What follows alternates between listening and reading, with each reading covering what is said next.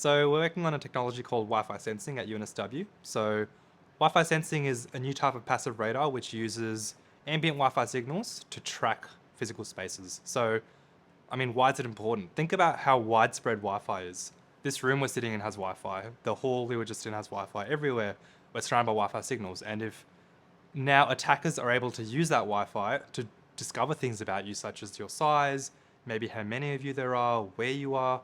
That's tremendously important. And so my work is focused on the privacy side of this and engineering solutions to protect people from being sensed in this way.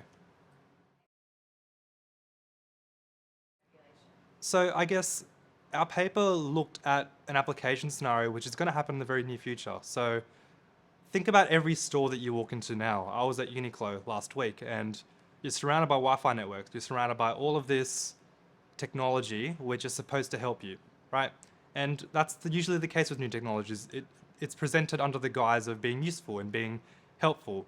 But as we saw with the Cambridge Analytica scandal and all the other data scandals going on in the world, typically what happens is that tech companies can take advantage of the slow pace of legislation and they can get on the front foot and take your data before it's even protected.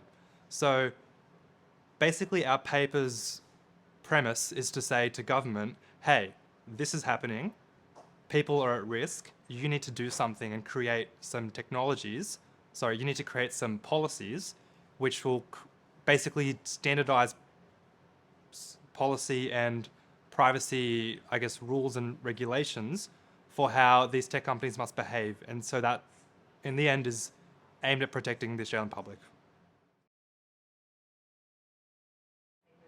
So good. It's been so cool to meet so many like-minded people. Sometimes in research, so I'm a PhD student, sometimes it gets lonely. You don't meet as many researchers from different fields. You're very much in your bubble. So being here at the conference and meeting people from different backgrounds, but who still have the same motivation as you to innovate and to, I guess, create societal change, that's been really rewarding. Getting to talk to different people, getting to meet ministers and government representatives has been such a great experience.